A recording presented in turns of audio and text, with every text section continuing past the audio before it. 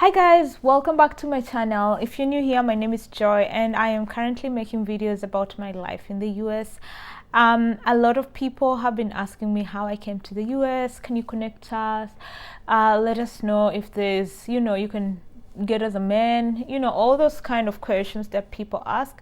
So I think it is right, or I decided to just go ahead and do a series of videos of how I came to the US. I will also, as I said in the previous video, I will also be making a series of how to apply for scholarships in the US, how to get jobs in the US, which are the best visas and which visas to stay away from.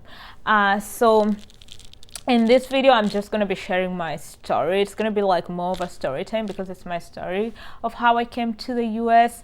And before I start the story, if you haven't subscribed, what are you waiting for? Please subscribe and join my family. Okay, so let's jump into the video. So I first came to the US in 2014. I was just about to turn 22 years old, if I'm not wrong. Yeah, I was about to turn 22 years old, so you can guess my age right now.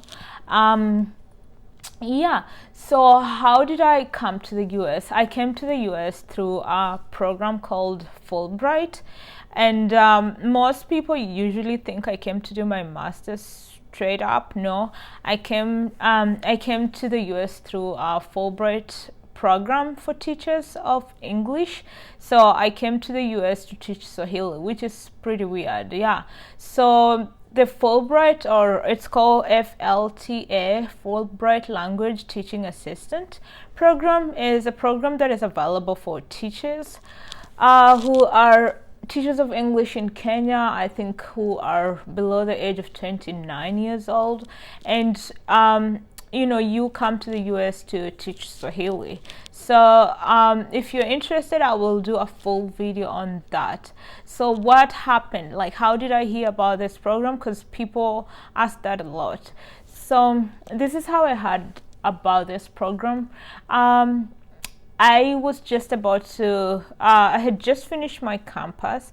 I think it was during the graduation period, and I was walking home and I met a friend of mine who we went to high school together. She's an amazing person and she changed my life. She gave me an opportunity that really changed my life. So I know I don't say thank you so much so often, but I just want to say thank you, Goretti, for giving me this opportunity that changed my life forever. So I met her and she was like, hey, you should come see me. I'm like, sure, I will come see you.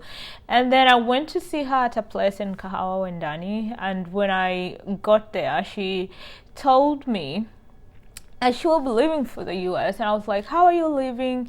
And if you're my friend or you know me, I have always been curious about traveling. I always wanted to go outside. When I was in KU, I literally tried to apply for several programs to go outside. I don't know, it's just a curiosity thing. It's not like a must thing, because I really love Kenya and I enjoy my beautiful country, but it was just a curiosity thing, and I was like, I really want to go outside. So when she presented this to me, I was so curious, and immediately she told me about the process. By the time she was telling me, the deadline had already passed. And when I look back, I say, if you're a person who believes and have faith, I always believe what is meant to be yours will always be yours. So I remember when I was when I checked, the deadline had already passed, and I was like, she was like, oh, you can try just email this the coordinator and see if they will allow you to apply, because it's a US program. I don't think they will allow you to apply.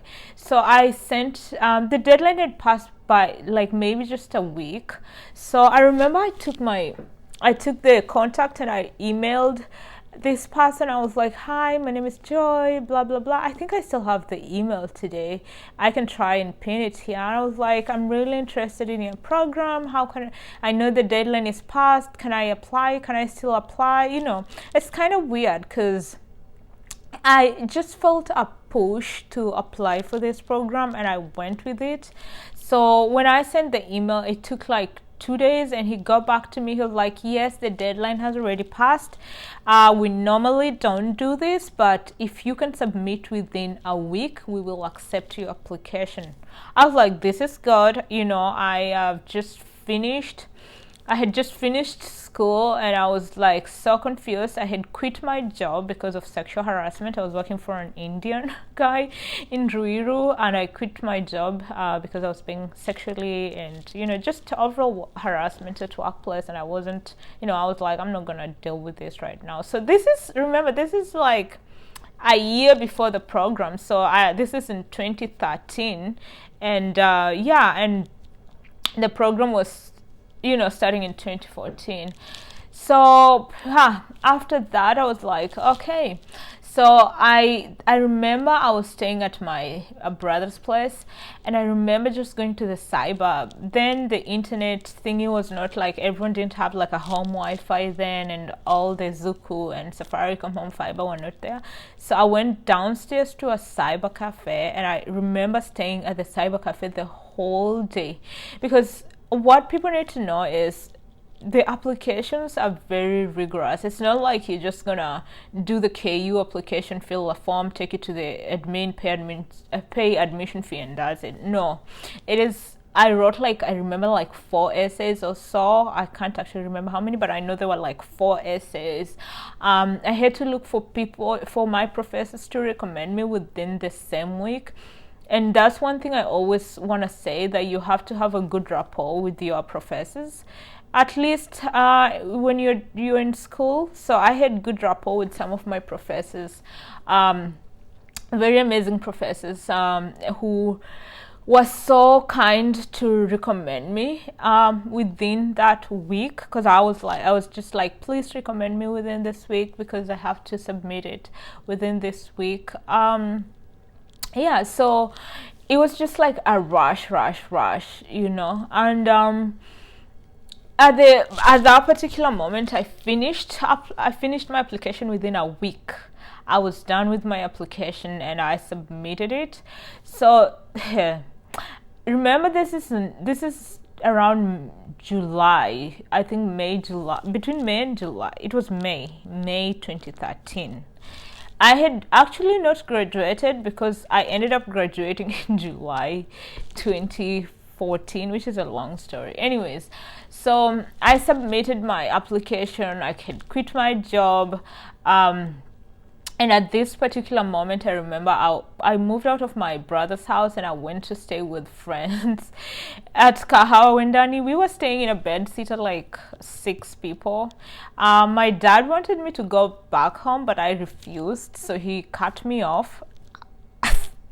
So I was surviving. A very good friend of mine, Mary, hosted me in Kahawa Wendani in her bed sitter, and we were staying like 4 to 5 other people in the same bed sitter. Life was not easy, and I was sleeping on the floor. And I know my family doesn't know these stories, but that's true. I slept on the floor for like 2 months in that bed sitter. And then bed sitter is like a studio apartment for those who are in the US. So I slept on the floor for like 2 months while looking for another job. Remember, I had just quit my job, and I had a lot of stress.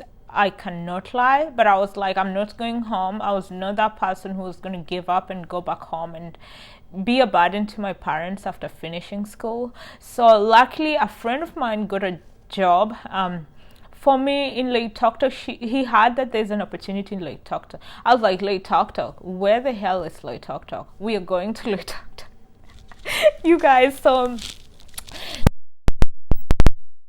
picked my little luggage, and I was in a matatu at 12 p.m. heading to Loitoktok, and I'm still like, I applied for this thing. I even forgot I had applied for this program. So I went to Loitoktok, and I really that was one of the most humbling moments of my life, you guys.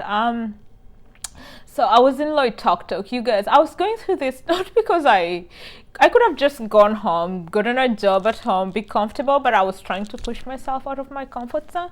So in Loitoktok, I thought I was gonna go to a town. I'm a town girl. So I thought I was gonna go to a town where things are bustling. So this guy was like, "Oh, I sent him." No, he came with a motorbike. He was a friend, Pierre. He was a friend from campus, so he came with a motorbike. So I was like, "Oh my god, you are taking me on a motorbike?" He was like, "Yeah, I'll take you to the school." So you guys, we are riding to we're riding to the school. Okay, we're riding to the school, and on our way to the school, we were driving like through a game reserve, and I was like, "Where the hell am I going?"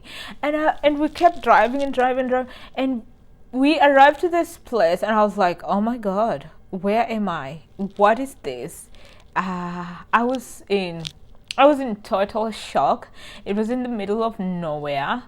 My house had no electricity. There was no cooker. It was mud house. You guys, I stayed in a mud house. For the first night, I didn't have a bed. I slept on the floor again. I was like, "God, is this my future? Is this the life you want for me?" So I slept on the floor. This is it's kind of like the moment that really was the most humbling to me. And at the back of my mind, I was just content being in this place. No electricity. I was lighting a jiko to cook. I was sleeping on the floor. And I stayed there for a whole term. And my dad I know my mom is the only person who knew I was in like Tok. So my mom was like, I wasn't like able to get network. I wasn't able to get network. My mom was always trying, and my dad was trying to call me, and I just kept saying, "I'm okay, my phone has a problem." That's what I say when I'm literally not okay. I will just say my phone has a problem. Anyways, it was a beautiful place. I was waking up to the view of Mount Longonot, beautiful landscape.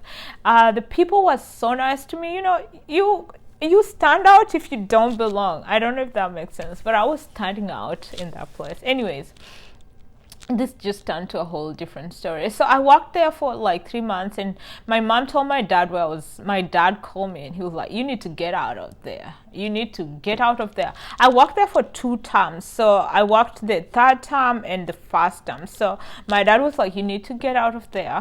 And when I went home for the holidays, he was like, "You are not going back there." I remember leaving my clothes, my everything. I had bought a bag of charcoal. I left everything there. You know, if you wanted to go to the main town, you needed to pay like 1,000 or 500, depending on how you bargain and how many people are going to go get stuff. So, and I remember I didn't have any money. So I was being paid about 12, what is that? $120. I was being paid 12,000 Kenyan shillings per month. I was like, do I save my money or do I end up buying gas? Charcoal is cheap. I have cooked with charcoal in my life. I mean, when I was younger, we used to cook with firewood. So I was like, I'm not gonna pretend like I am bougie and stuff. So I just survived through that period, and I went back home in April after the school closed for first term. And my dad said, "You're not going back." So my dad was also a teacher, so he started looking for jobs for me. All this while, my application is pending. My application to come to that program was pending. I even forgot about it.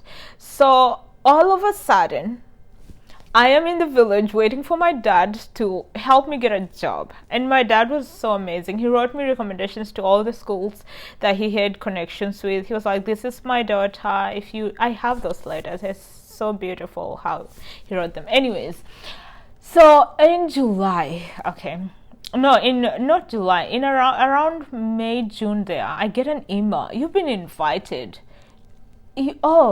You've been invited for an interview. I'm like, wait a minute, what interview? And I'm like, to the US Embassy. I tell my dad, and my dad was like, "That's a scam. That is a scam. You stay here and work." I'm like, "No, I'm going." My mom gave me money to go for this interview. My dad was like, "No, you stay here and work." I was like, "No, I'm going for the interview." I applied for a passport even before I qualified, you guys. Applied for a passport. Even that's what you call faith, right? Anyway, so I went for the interview. There were so many people in there. Me with my folder. My folder, it was like a file. It wasn't even fancy. And we had people from UN wearing suits. You guys, I was dressed like I was going to the farm, okay? I was dressed really funny. I wasn't dressed for an interview. But there were people there, you know, I was just like formally dressed, but it was bad.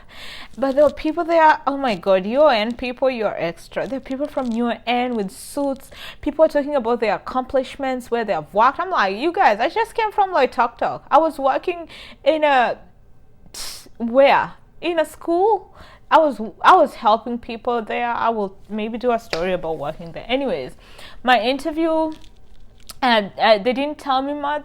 They just said, okay, thank you so much for sharing, blah blah. I was like, there's no way I'm getting this. There are people with first class here. I have you know, I didn't even have my graduation certificate. Remember, I have not graduated yet. I'm graduating in July for so many reasons that, you know, there are so many reasons why I wasn't graduating when I was supposed to. I didn't fail my classes. I